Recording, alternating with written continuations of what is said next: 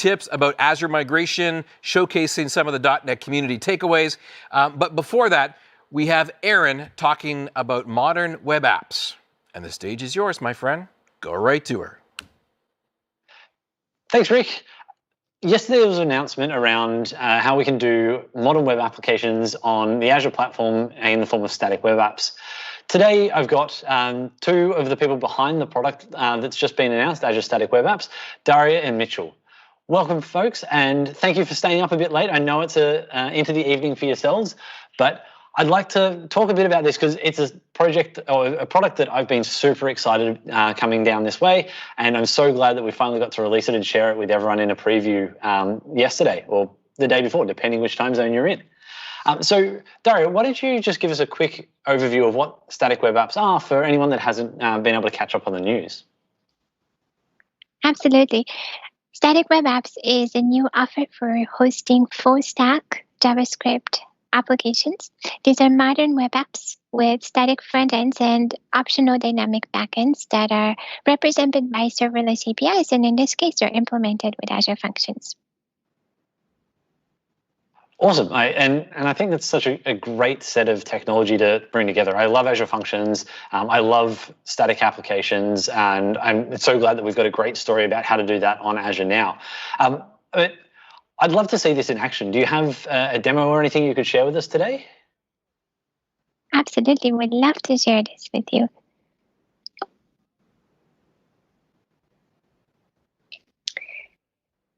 So here we are on the Create page for Static Web Apps, and we can walk through just how easy it is to create one of these applications. We ask for minimal information. We ask for a resource group, and we ask for a name for your app. In this case, I have a simple demo app about STEM learning. So I'm going to give a related name, STEM Demo Live, and I'm going to choose one of the regions. This is used for pre-provisioning staging environments and also for Azure Functions, but the actual static content is geo-distributed. Here, I connect to GitHub because we go directly from your source code in GitHub to global availability. And I'm going to select one of the repos.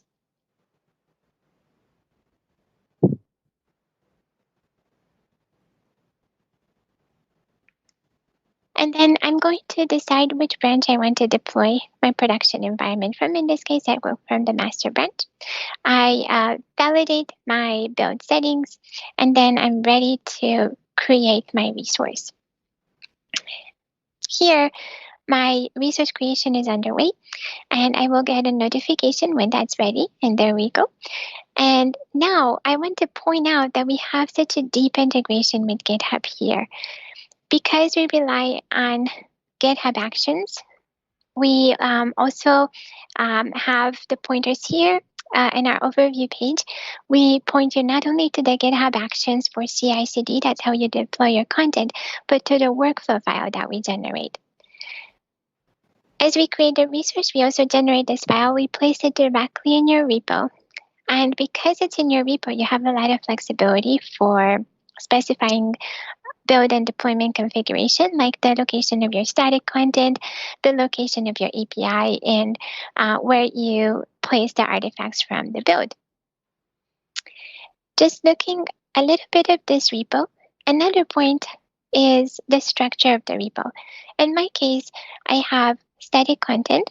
This is just a simple React app. And then I have functions that I use to retrieve some of the information that I display for each of the learning areas that are part of my app.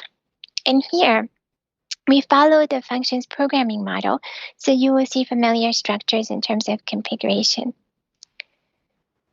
We can look at how our deployment is going, and we can see the status of GitHub Actions. We give you a lot of information and transparency, so you can see that right from your repo. And you can see that our build is in progress right now. So let's go to the identical app that's already been provisioned, because I want to show you how it's configured. So when we deploy this app, this is what it will look like when the deployment is complete. And we can browse to it. And we have just information about STEM learning right here. This information, like I mentioned, it is generated with the help of functions. And what's interesting here is functions can also be configured. So if you look here, this environment information, STEM learning demo, is actually coming from an app setting that I already configured. Yep. And we can see the value right here, STEM learning demo.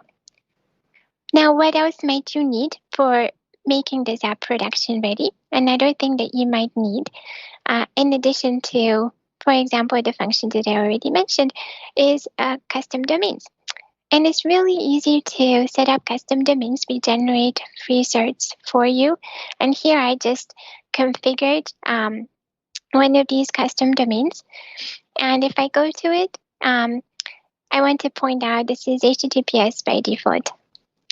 And that may be important for your production application.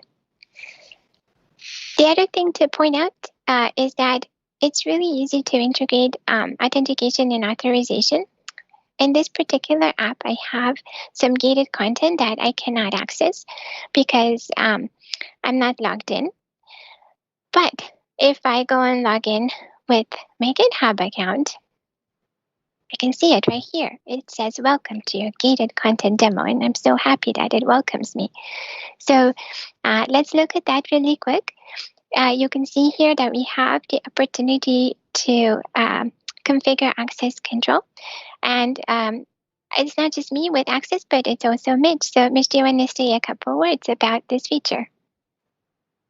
Yeah, for sure. So a big part of these progressive web applications is actually adding the ability to do role management. So if you have a blog and you want to publish some content beforehand and have your friends review it, you could add them as a reader of your blog or give them some sort of role. These roles are completely user-defined. So really whatever you'd like, you can define and use, and you can write rules to say this person can use this content or this person cannot. And so a big goal of this whole product is to simplify those experiences and give you the tools that you need to get started right away. So now that we talked a little bit about the production application, you might ask, okay, so what do I do to iterate on this without disturbing my production environment now that I've configured all of it? And we actually provision staging environments for you just based on a pull request. So if I go here to my repo, I have a pull request that Mitch already submitted to test out dark mode. And if you look at the pull request, you see that we place the URL of that staging environment right here. So we keep that integration with GitHub flowing very tightly and connectedly back and forth. And here, when you go back to the management experience, you can see these environments. So which, do you want to say a couple words about this?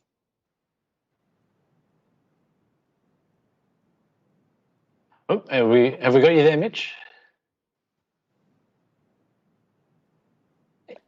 He might have dropped off. But so I'll just ask a question around the roles piece there. We can see how you can configure those in the portal, but how did you go about associating the role to the URL that you tried to access, that authenticated page? So as Mitch described, we have the opportunity to define those roles in the code, and then we also have API endpoints for authentication for each of the different identity providers. So here, I basically can call into the endpoints that we provide to log in or to log out and to also receive user information. Cool. So I think that's really awesome that we can do it with a code-first approach, so that we can have that configuration as convention approach to doing these applications, because I know that that's what a lot of people like to look for. And the fact that it's using the GitHub Actions as the workflow engine, so that we can do the DevOps side of things, the build and deploy for production, or pull request integration, so that we can validate that changes aren't breaking that are coming up in a pull request, and we can even do the environment stand-up so that as a change comes in from our peers that we're working with on a project, we don't have to think about, well, what do I need to set up new on my environment so that I can test out these changes and not break the work that I'm currently doing. So I really like that workflow that integrates everything together quite seamlessly and gives us a lot of visibility and a lot of initial setup around that. I just wanted to ask another question about this because it's always the first thing that comes to mind when I look to play with a new product or a new service, and that is, how much is it going to cost me? I've only got a small amount of money, but I would love to make sure that I'm not burning it every time I'm deploying a new application. That's a great question. We started this public preview with a free plan. And so we want to make sure that we don't ask you for anything for hosting or distributing your static content. And we really appreciate feedback. We have a GitHub repo where you can place that feedback under Azure. It's static web apps. So please let us know what you think when you try this out for free. Excellent. So with the authentication piece, I saw that you had GitHub was the manner that you logged in to create that account. What other options have we got in there? And do we have things beyond social like Azure Active Directory or anything else? I'll throw that one to Mitchell because I see he's back on the call and he missed the last questions that I threw to him.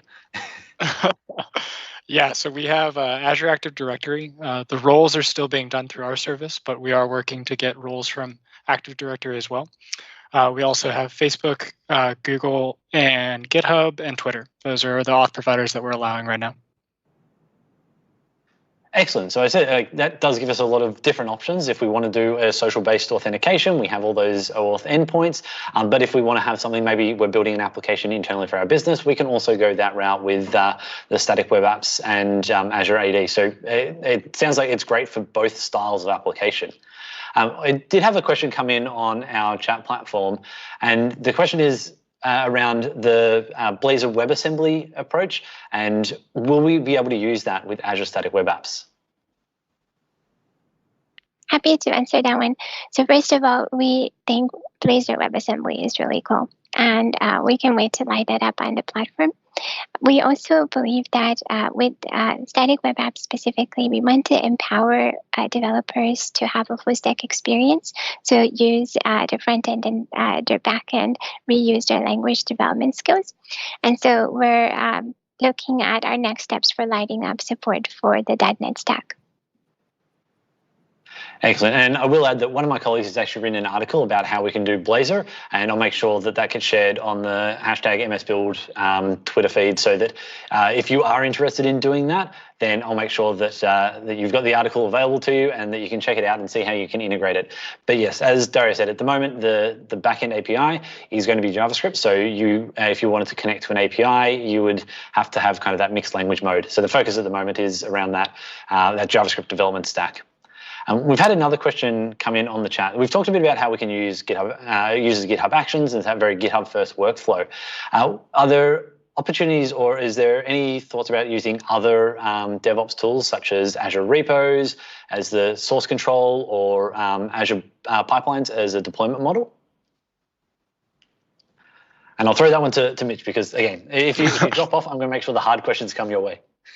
As you should. But yeah, we've heard a lot of feedback on this, and we are looking at those platforms first to get started. We wanted to start with GitHub because it's very open, and we thought we could get a great outreach through GitHub. But we are investigating those options as we speak. Excellent. We're just about out of time. And again, I know that it's late for the two of you to have stayed up, so I very much appreciate it because this is a product that I'm super passionate about. And I'm glad that we had an opportunity to talk to the two of you to be able to share your insights on it and talk about it as the people that were behind actually getting this to market. So again, thank you for staying up. Is there any final comments that you want to share with our guests before we jump over to the next segment? Thank you so much for giving us the opportunity to talk about this product. And for everyone listening and watching, if you'd like to try it out, go over to our documentation. It's actually extensive and really helpful. And you can find it at akms.swa.com. docs. Fantastic. And I even wrote some of those docs that are up there. So if they aren't what you need, I'm the person that you can come and yell at, not these fine folk. And thank you very much. Enjoy your evening. You can now head off to bed if that was what you were waiting to do. Thanks, Aaron. Thank you so much.